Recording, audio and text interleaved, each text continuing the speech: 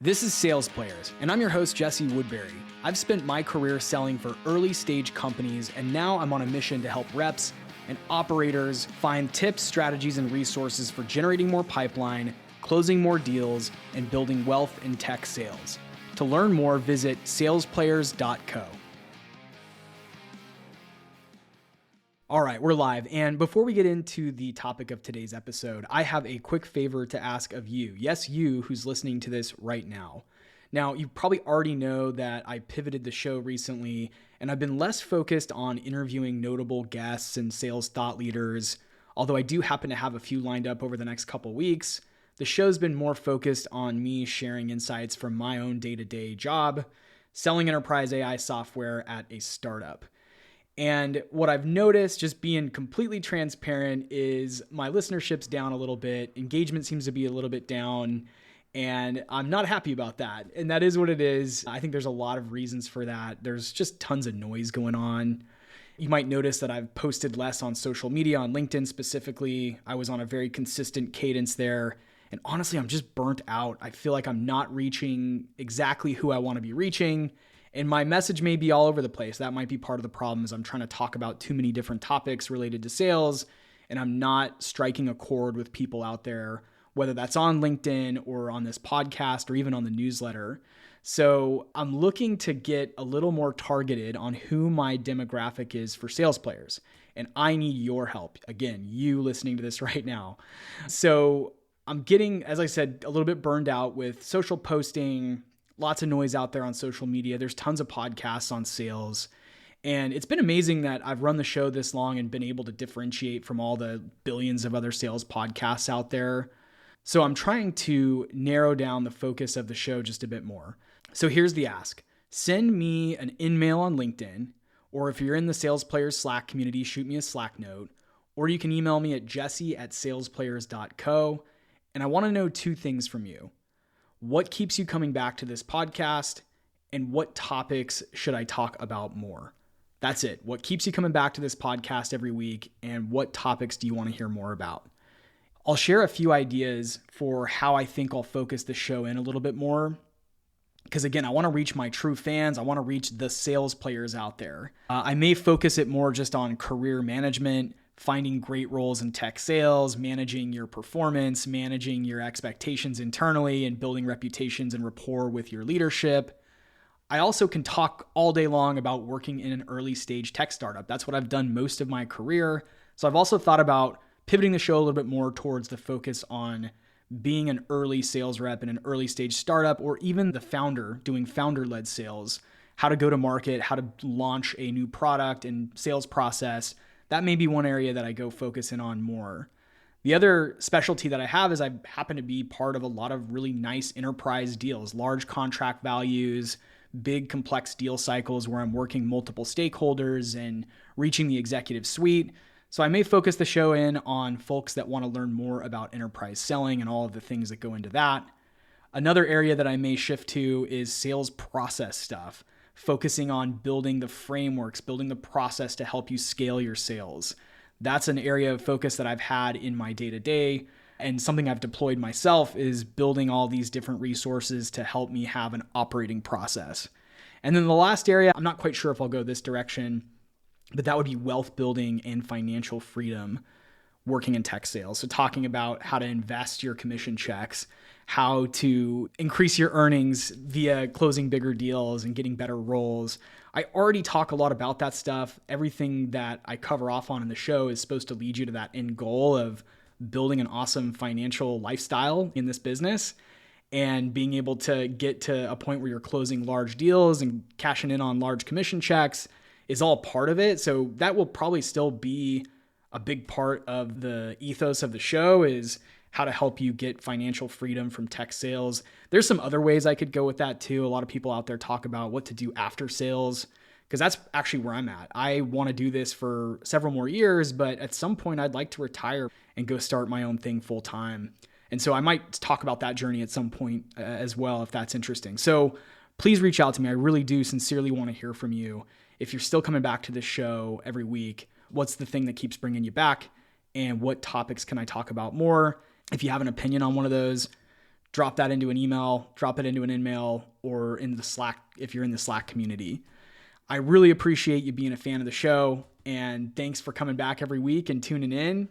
And I'm very, very committed to continuing to put out the most valuable content that I can based on my own experience, based on my own successes and failures. I want to talk more about all of those things because it's such a crazy roller coaster career and profession. The vision of the show originally was not just for me to go in and speak to people that are having wild success in tech sales and learn how they're doing it, but it was also for me to share what's working and what's not working in my own career. And I really genuinely am trying to scratch my own itch in so many ways on this show, because when I first launched back in 2020, there just really wasn't that many podcasts out there. There's tons of them now, but there wasn't that many podcasts that were just focused on the day-to-day habits, the operating process, and those things that are going to make people successful in this industry. And there was a lot of people that weren't really being real about it either. And so I've always tried to keep it real. So I'm very committed to continuing to create amazing content that's going to help you level up in your career, sell better, make more money, and just genuinely kick ass at being a tech seller. And so it will really help me out a lot if you reach out and let me know what you think about the 2 questions I posed above. What keeps you coming back? And what topics should I talk more about? And if you have an opinion on one of those subspecialties that I mentioned, please share that as well. I'm really excited to hear from you. For a few of you who reach out, I'll probably put some more time on your calendar to have an in-depth discussion about it. And I will pay you for your time if that makes sense. And we can work that out via direct message. So yeah, please get in touch. I'm really passionate about this and I really care about reaching the right sales players, the right true fans of the show, and delivering the best content possible. All right, moving on to today's topic. If you're listening to this in real time, it's Sunday afternoon, April 6th, and we are coming off of a really rough week in the financial markets. The macroeconomy is responding to the tariffs, and they're causing a lot of uncertainty in the global economy. Sidebar here, everyone. Sales Players is not a political podcast, so I'm not going to get into that side of the economic situation we're in. There's plenty of shows you can go listen to for that. I'm not an economist. I'm not an expert on global trade, so I'm not going to comment on the tariffs themselves and whether or not this was the right direction for the economy. I'm only going to focus in on the reality that this is going to cause a lot of uncertainty in the marketplace, especially for tech sellers who sell to large companies. This is especially true if you sell to e-commerce companies or companies that focus on importing or exporting. This is going to cause some challenging times and a lot of uncertainty in your job security and your ability to move deals along quickly and your ability to hit your sales targets this year. So I want to go into a little bit more detail on how we can get into the right headspace to tackle that uncertainty. I also want to address the micro economy. So I've already talked about the macro economy. The micro economy, which is our tech and software industry, is also going through a big shift right now. Over the last 18, 24 months, it's been more challenging for companies to raise venture capital. That has changed the landscape of the tech sales economy because there's less companies getting funding.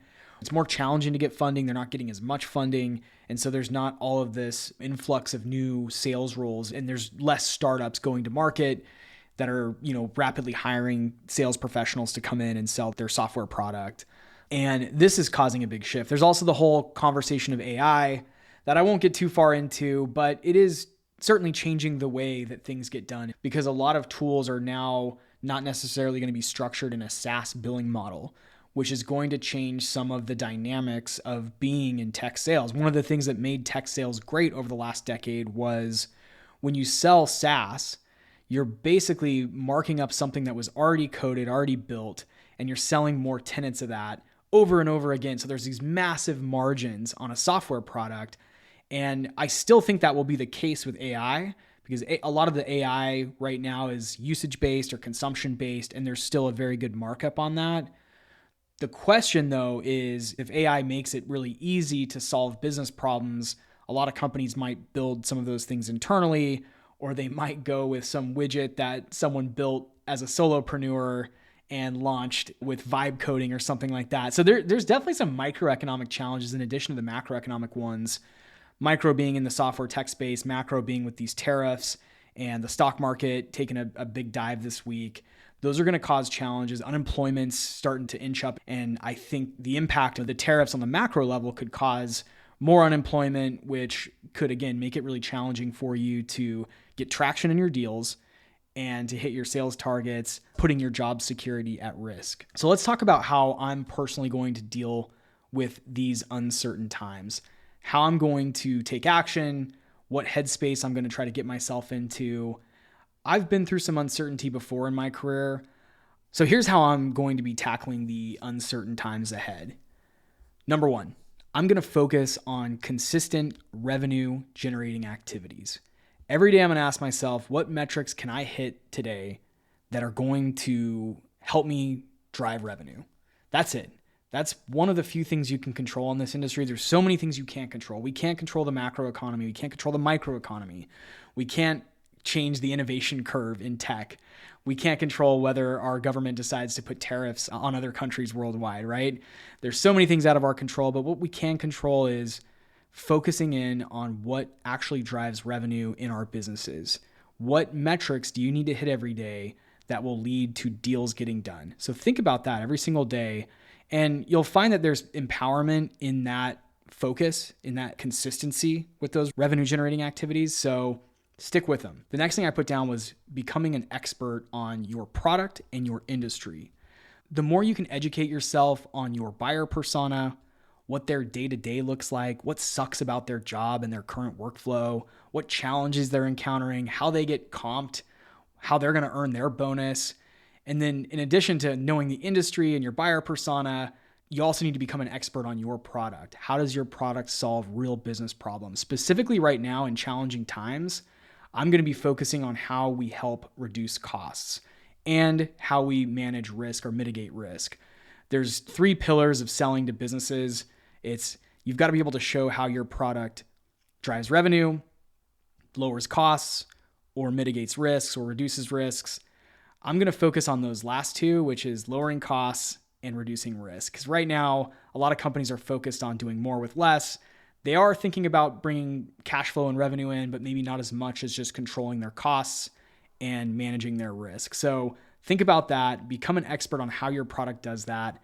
Become an expert on the industry you sell to. And of course, understand who your buyer is, what their day-to-day looks like, and how you can personally help them, what's in it for them. So the next thing that's kind of tied to this is becoming a consultant, not just a seller.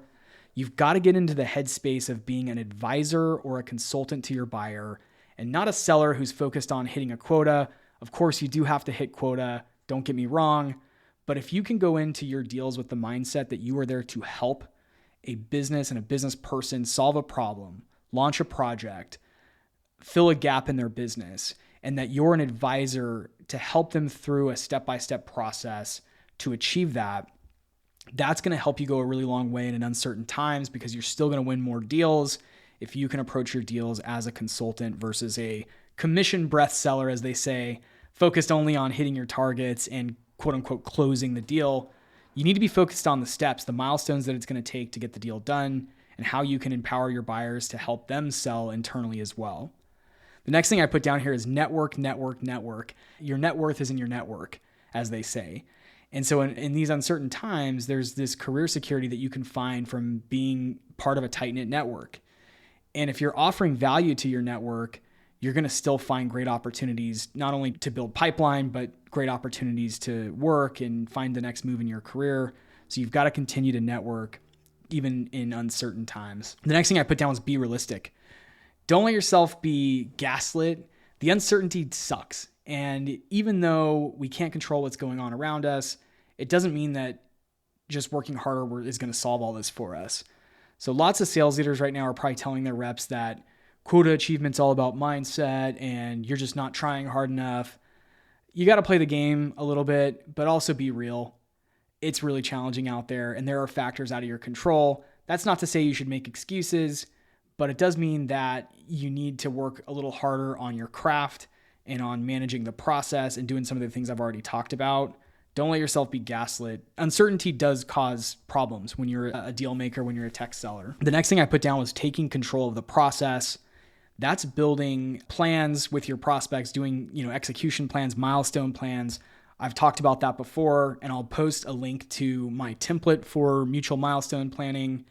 And if you want to learn more about that, let me know if you'd be interested in doing one-on-one coaching, and I can show you how to implement these in your deals to make them more predictable and to manage the deal more like a consultant would instead of a seller. Managing the next steps, doing prep calls, building trust with your buyers, asking really strong discovery questions that help you better understand the impact that you can make on their business, and always taking the initiative. Don't wait around for your prospect. Go and get things done and add value.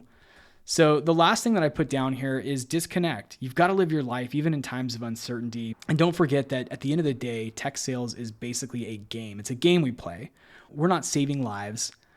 We sell ones and zeros. So the last thing you want to do right now is burn yourself out during times of uncertainty. I hope that helps someone out there. Hang in there. We're going to get through this. I know it's crazy right now, again, with the macro and micro economy, but keep your head up. Keep doing those revenue generating activities. Disconnect. Be realistic. Build your network. Do all the things, and you'll be just fine. Thanks for listening.